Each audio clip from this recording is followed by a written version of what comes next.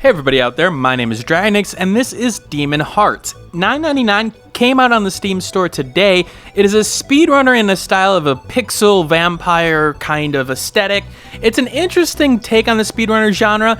The question of whether or not it's worth the $10 is really the big question here, because there's some good core elements of the game, however, worth it at 10, I'm not exactly sure. So I'm going to show you some gameplay in terms of what I experienced the first couple of hours. I played about 3.5 hours of the game at this point. Now, as you notice there, you are a little vampire.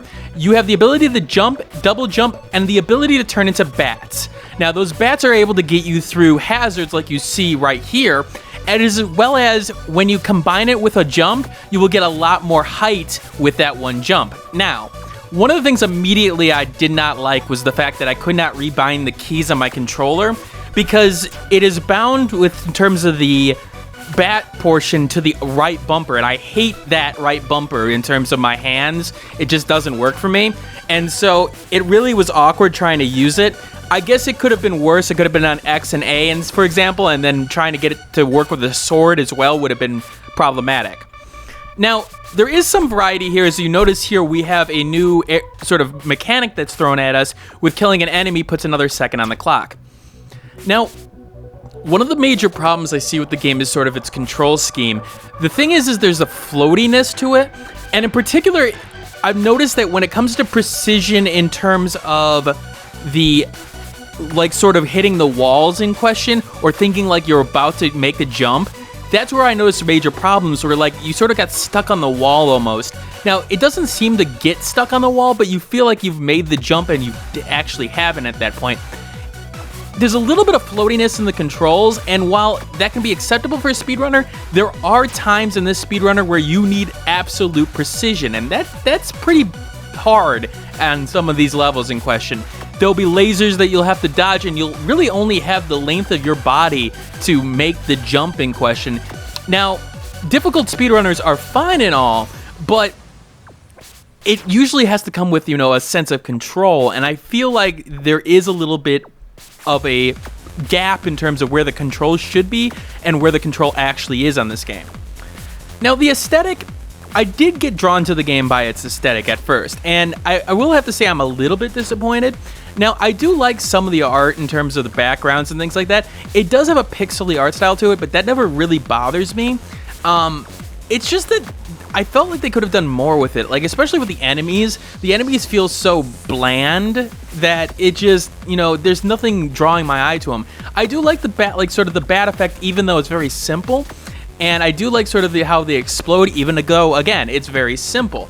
But I think it was the enemy design that really sort of took it away from me in terms of where the game could have gone with. Now, there are 50 levels, and I've gotten about halfway through at this point. Now, in terms of precision, like I said before, one of the things I noticed is that levels like this, these 10-second levels, these curses levels, are very, very much, they're very unforgiving. And unforgiving in the sense that you really don't have any other way other than going one path. And I'm not a fan of that, especially with speedrunners, because you want to try to sort of optimize what the path that you want to go. Sure, I skipped that one enemy section there, but really going to that other enemy section really at no point ever helps me. And so I just don't see the point of playing through it at this point.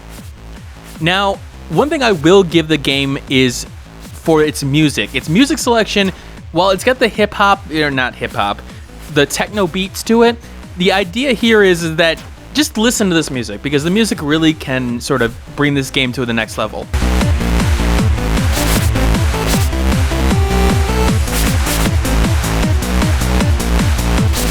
Now, you've heard that music before, but I feel like it was appropriate for the game in question, and honestly, it did do the job in terms of sort of the high energy, high angle kind of music that you would expect from a speedrunner. And even though, again, you've heard this music before, it works.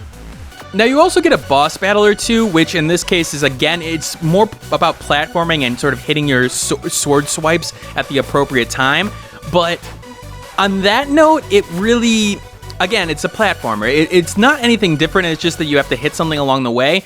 And again, I felt like there was a little bit of precision issues at times where I felt like I was hitting the enemy, but it didn't seem to be registering.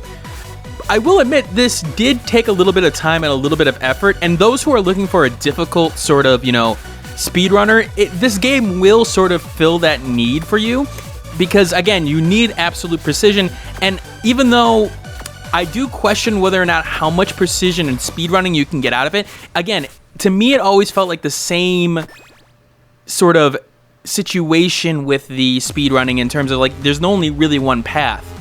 Then you get sort of puzzle levels like this that it does break the flow a little bit, while on the other hand I do like the puzzles in itself, like okay, I gotta really think about this. In a speedrunner, I feel like it was completely sort of off base in terms of it doesn't really belong here. And again, with speedrunners, it's a little bit strange because I'm supposed to go as fast as I can. Once you sort of learn the gimmick of the level, then there is no point to the puzzle now, is there? Now, granted, the first time around, it's sort of cool, but I don't know. This game is sort of that I don't know area where I'm just sitting there going, I felt like it could have done more. And especially for the price of $10, when you've got games like JumpJet Rex out there in the speedrunner genre that I feel does it a lot better than Demon Hearts does. Now, I have to admit, for the one guy development team on this game, I have to give him credit. There is a lot of work put into this. And if you feel like supporting him, I can't argue against that. Because again, there's a lot of effort put into the game. But from a purely consumer standpoint, I can't necessarily recommend this game because I don't think it does anything different than any other game out there. And while it does some things competently, there are significant problems in terms of controls and sort of design that I have to say it's a pass for me. But if you liked what you've seen in the gameplay so far, this is going to be up your alley, especially for those who are looking for a hardcore challenge, because again, the challenge is here and the precision that you need is here. Alright, this is Dragnix signing out, a little shorter video today. The giveaway will be tomorrow, and I will be posting that. I know I said on Twitter that I wouldn't be posting this video today. I lied. But I will see you all later. Again, like, comment, subscribe, reviews in the description below, and I will see you all later. Hey everybody, thanks for watching. If you like this content and want to see more of it, you may want to hit that subscribe button on the left-hand side. If you like this video and want to see more of this content, take a look at this video on the left-hand side as well. And if you missed my last video, take a look at the right-hand side. Once again, thanks for watching, and keep on gaming.